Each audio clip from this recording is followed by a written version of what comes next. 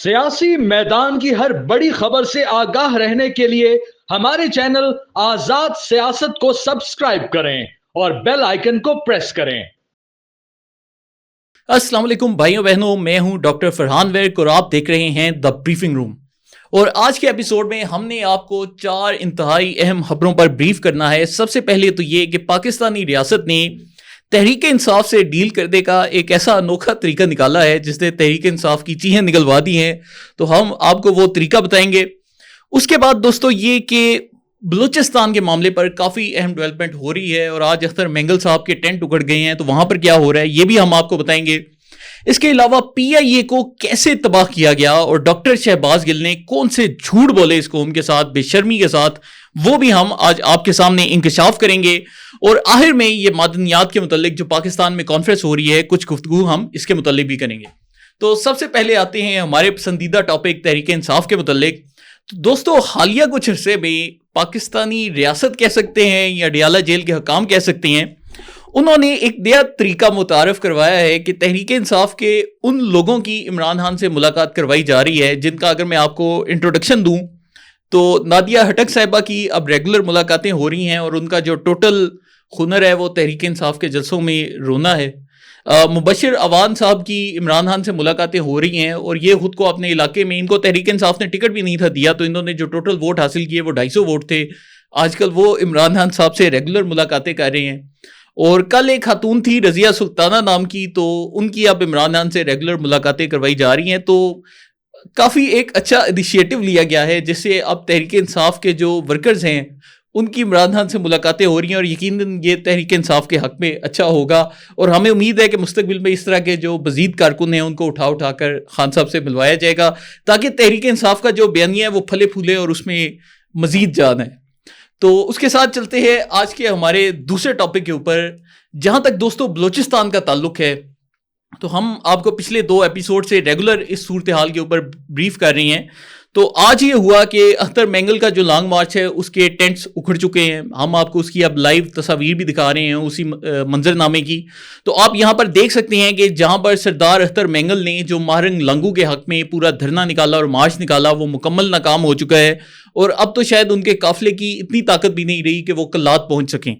लेकिन उसके साथ साथ एक और अहम डेवलपमेंट ये हुई है कि मियां नवाज शरीफ से अब्दुल मालिक बलोच साहब ने खुद जाकर मुलाकात की। और अब्दुल मालिक बलोच साहब बलोच कौम प्रस्तों के बहुत बड़े लीडर शुमार होते हैं। वो वजीर आला बलोचिस्तान भी रहे, उन्होंने अपने तौर से इन पूरे बलोचिस्तान के मसाइल को कंट्रोल करने की कोशिश भी की। तो ऐसे शख्स अब मियां नवाज शरीफ के पास जा रहे हैं, तो ये एक बहुत बड़ी बात है। और आज डॉक्टर अब्दुल मालिक बलोच ने एक और बहुत अहम बात की कि उन्होंने प्रॉपर बीएलए के दहशतगर्दों को ललकारा और उन्होंने बोला कि वो मासूम पाकिस्तानी जिनको शहीद किया जा रहा है, जिनमें बिलखसूस हमारे पंजाब के भाई हैं, सिंध के भाई हैं, खैबर पख्तूनख्वा के भाई हैं, तो उन्होंने कहा है कि ये सब दहशतगर्दी है और बड़े वाज़ेह अल्फाज में उनका ये बयान सामने आया है। तो इंशाल्लाह इससे मियां नवाज शरीफ साहब की मुदाखलत से हमें उम्मीद है कि आहिस्ता आहिस्ता बलूचिस्तान का मसला बेहतर होगा। लेकिन हमें फिर भी ये चीज़ बहरहाल अपने जहन में रखनी चाहिए कि ये जो मौजूदा मसला है इसका ताल्लुक किसी नाराज़ बलोच से नहीं। नाराज़ बलोच मतलब वो बलोच जिसको पाकिस्तानी रियासत अच्छी लगती थी लेकिन हमारी पॉलिसियों से नाराज़ हो गया, ऐसा नहीं है। ये बाकायदा एक नज़रियाती जंग है और ये जो बलोच लहदगी पसंद है ये मार्क्सिस्ट और कम्युनिस्ट किस्म के नज़रियात रखते हैं, ये सेकुलर बलूचिस्तान के हामी हैं और इनका पाकिस्तान से एक नज़रियाती क्लैश चल रहा है। तो इंशाल्लाह आहिस्ता आहिस्ता अगर ऐसे लीडर पाकिस्तान के कौमी धारे में इंटीग्रेट होते हैं और बलोच अवाम में आगाही फराहम करते हैं, उनके लिए मजीद हकूक लेकर आते हैं, तो इंशाल्लाह अवाम ऐसे अलहदगी पसंद और ये जो नज़रियात रखने वाले लोग हैं इनसे लहदा हो जाएंगे। तो काफ़ी पॉजिटिव डेवलपमेंट है। लेकिन एक सबसे बड़ी खबर जिसको मुझे अफसोस हुआ कि पाकिस्तानी मीडिया में इतना हाईलाइट नहीं किया गया वो थी कि पाकिस्तान इंटरनेशनल एयरलाइंस ने 26 अरब रुपए का मुनाफा रिकॉर्ड करवाया है। जी हाँ, आप दुरुस्त सुन रहे हैं कि वो पीआईए जिसको 1 साल पहले हमने बेचने की कोशिश की और उसके लिए कोई खरीदार भी संजीदा मार्केट में मौजूद नहीं था, उसने माशाल्लाह से मौजूदा हुकूमत के इकदामात की वजह से 26 अरब रुपए का मुनाफा हासिल किया है एक ही साल में। पहले हम आपको थोड़ा सा पीआईए की तबाही और बर्बादी की दास्तान सुनाएंगे और इसके बाद हम आपको बताएंगे कि मौजूदा हुकूमत ने इसको कैसे बेहतर किया। तो दोस्तों सबसे पहले जून 2020 में गुलाम सरवर साहब जो कि तहरीक इंसाफ के वजीर ख्वाबाजी थे, उन्होंने बाकायदा एक प्रेस कॉन्फ्रेंस की اور پریس کانفرنس میں انہوں نے بولا کہ 262 پی آئی اے کے پائلٹس ایسے ہیں جن کی ڈگریاں جعلی ہیں, جنہوں نے اپنی جگہ کسی اور کو امتحان میں بٹھایا اور کوئی اور ان کی جگہ امتحان دے آیا, اور ہم اب کیا کریں گے کہ ہم ان پائلٹس کا صفایا کریں گے اور اب ہم پی آئی اے کو ایک نئی راہ پر رواں کریں گے. بنیادی طور پر ان کے اس بیان کا مقصد یہ تھا کہ وقتی طور پر ایک شہرت حاصل کی جائے, عوام کو بتایا جائے کہ جی تحریک انصاف سے پہلے بڑی کرپشن تھی اور ہم جو سے ساری کرپشن کا خاتمہ کرنے جا رہے ہیں. لیکن حقیقت میں کیا ہوا کہ ان کے اس بیان کے فوراً بعد یورپین یونین کی جو ایویشن سیفٹی ایجنسی ہے, انہوں نے جون میں ہی اسی مہینے پی آئی اے کے لائسنس کو باقاعدہ یورپ میں سسپینڈ کر دیا. پہلے انہوں نے کہا کہ ہم 6 ماہ کے لیے پی آئی اے کے جہازوں کو روک رہے ہیں, اور اس کے بعد انہوں نے کہا کہ ہم اس ایکسٹینڈ کو انڈیفینیٹلی ہم اس بین کو انڈیفینیٹلی ایکسٹینڈ کر رہے ہیں کہ ہم اس کو اب بڑھاتے جائیں گے, اور ہم نے کوئی اس کی تاریخ طے نہیں کی کہ کب ہم اس بین کو اٹھائیں گے. تو اپنی طرف سے پھڑے مارنے اور بڑکے مارنے کے شوق نے پاکستان انٹرنیشنل ایئر لائنز کو تباہی کے ایک سفر پر گامزن کیا, اور اس کے بعد اس سے اگلے ہی مہینے جولائی میں برطانیہ میں بھی پی آئی اے کے اوپر بین لگ گیا اور مختلف ممالک پی آئی اے کو بین کرتے چلے گئے. اس کے بعد اب موجودہ صورتحال یہ ہے کہ یورپین یونین نے پاکستان سے پابندی کو ہٹا لیا تھا. پاکستانی حکومت نے یہ جو منافع کیا ہے اس کے لیے ایک جو سب سے اہم کام کیا تھا وہ یہ تھا کہ ایک پرائیویٹ کمپنی بنا کر اس میں پی آئی اے کے اوپر جو قرضے اور واجبات تھے ان کو اس کمپنی کو ٹرانسفر کر دیا تھا, تاکہ جو اس کا سود دینا ہوتا ہے وہ پی آئی اے کے اوپر نہ پڑے. اس کے ساتھ ہی پی آئی اے کے رستوں کی بحالی کی گئی. وہ رستے جو کہ پی آئی اے کو بار بار نقصان دیتے تھے ان کو بند کر دیا گیا, اور وہ رستے جو زیادہ نفع بخش تھے ان کو کھول دیا گیا. پی آئی اے کے بہت سے گراؤنڈڈ جہاز ایسے تھے جن کو دوبارہ چلانے کی کوشش کی گئی اور وہ کامیابی سے چلے. اس کے علاوہ پی آئی اے میں ایئر بس A320 جیسے نئے جہاز لائے گئے جو کہ فیول ایفیشنٹ تھے, اور ان کی وجہ سے فیول کی مد میں بہت زیادہ بچت ہوئی. سٹاف جو سا ہے پی آئی اے کا جس میں بہت زیادہ سیاسی بھرتیاں تھیں اس کو کم کرنے کی کوشش کی گئی, آپریشنل کاسٹ کو کم کرنے کی کوشش کی گئی, اور اس کے نتیجے میں آج الحمدللہ پی آئی اے ایک نفع بخش ادارہ ہے. تو اس سے پتہ چلتا ہے کہ اگر حکومت سنجیدہ ہو اور واقعی کوشش کرے تو صورتحال تبدیل ہو سکتی ہے. لیکن جیسے ہی یہ اعلان ہوا تحریک انصاف کے کچھ ہمارے بھائی تتے توے پر بیٹھ گئے جن میں شہباز گل سر فہرست ہیں, اور شہباز گل نے قوم کے ساتھ کیا فراڈ کرنے کی کوشش کی کہ انہوں نے 2019 کی ایک رپورٹ شائع کی جس میں ایک اخبار میں لکھا ہوا ہے کہ پی آئی اے میں کچھ منافع ریکارڈ کیا گیا. لیکن ہم نے جب اس خبر کے اوپر تحقیق کی تو ہمیں پتہ چلا کہ یہ خبر 2019 کے پورے سال کی رپورٹ نہیں تھی.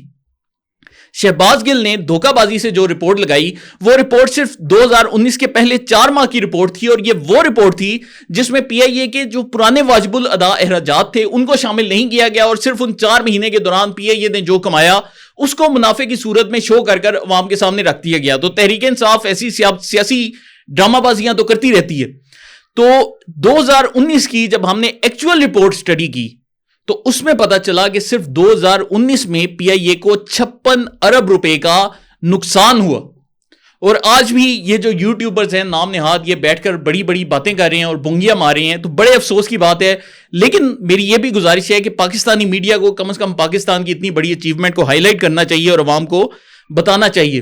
اور جہاں پر ہم ان یوٹیوبروں کے حوالے سے بات کر رہے ہیں تو آج پتہ چلا ہے کہ تحریک انصاف کی ایک اور نیوز اینکر سمینا پاشا صاحبہ بھی بیرون ملک چلی گئی ہیں. تو اس سے پہلے عمران ریاض بیرون ملک جا چکے ہیں, موہت پیرزادہ, صابر شاکر, عادل راجہ, یہ سب بیرون ملک جا چکے ہیں, اور اب لگتا ہے کہ پاکستان کے خلاف ایک اور منفی پروپیگنڈا کی نئی مہم شروع ہو سکتی ہے, کیونکہ یہ سارے لوگ باہر بیٹھ کر بڑے آرام سے پاکستانی ریاست کے خلاف جعلی پروپیگنڈا کرتے ہیں, اور انہوں نے ہمارے تحریک انصاف کے دوستوں کو مکمل یرغمال بنایا ہوا ہے.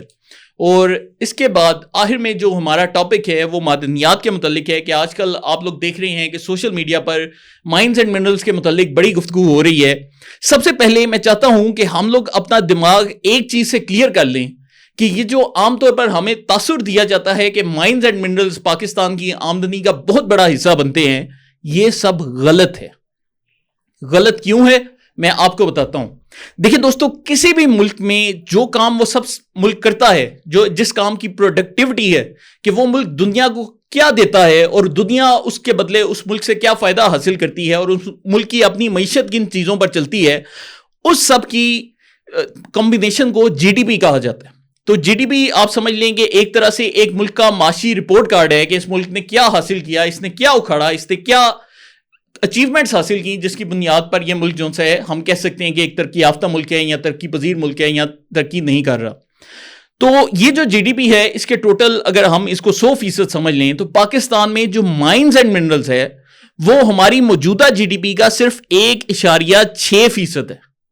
جس کے متعلق ہم بہت بڑی باتیں سنتے ہیں, ہمارے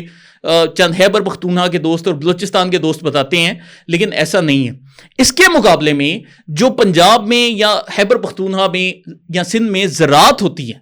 وہ زراعت پاکستان کی جی ڈی پی میں 19% کنٹریبیوٹ کرتی ہے, 19%, اور یہ مائن صرف 1.6%. اس کے ساتھ ہی اگر ہم دیکھیں تو پاکستان کی جو انڈسٹریز ہیں وہ بھی 19% کنٹریبیوٹ کرتی ہیں. اور پاکستان کا جو سب سے بڑا سیکٹر ہے وہ ہمارا سروسز سیکٹر ہے, جس میں ہمارے یہ جو دن بھر کے روزگار ہیں, ہماری فوڈ ڈیلیوری سروسز ہیں, بینکس ہیں, باقی سب کچھ ہے جو ہم ایک دوسرے کو سروسز پرووائڈ کرتے ہیں, وہ 61% کنٹریبیوٹ کرتا ہے. تو اس سے ہمیں اندازہ ہونا چاہیے کہ پاکستان کی جو مائنز اینڈ منرلز ہے وہ کوئی اتنی بڑی چیز نہیں جس کے اوپر ہم بڑی چھلانگیں ماریں, لیکن یہ سب بہتر ہو سکتا ہے اگر ہم یہ معدنیات کے اوپر فوکس کریں. تو اگلے 5 سے 7 سالوں میں ہم اس 1.6% کو 5% یا 6% تک لے کر جا سکتے ہیں, لیکن پھر بھی اس کا مقابلہ ہمارے ایگریکلچر یا انڈسٹریل سیکٹر کے ساتھ نہیں ہو سکتا کیونکہ یہ بہت کم کنٹریبیوٹ کرتا ہے.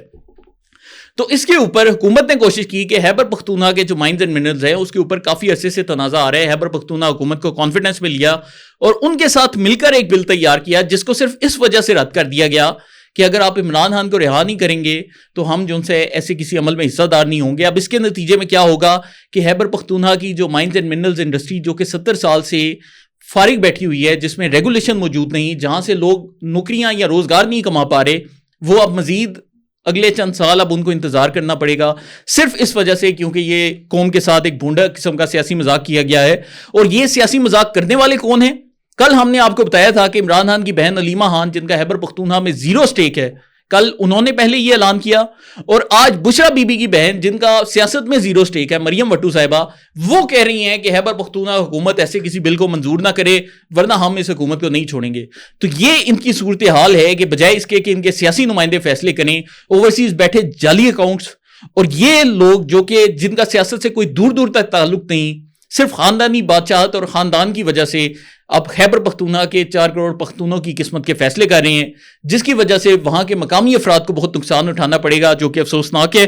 تو میرے خیال سے آج کی خبریں ہو گئی ہیں. اس کے ساتھ ہی آج کے شو کا اختتام کرتے ہیں, اور آپ لوگ اپنی رائے کا کمنٹس میں لازمی اظہار کریں کہ آپ لوگ کس موضوع کے متعلق زیادہ جاننا چاہتے ہیں. آپ کا بھائی آپ سے اجازت چاہتا ہے. اللہ حافظ.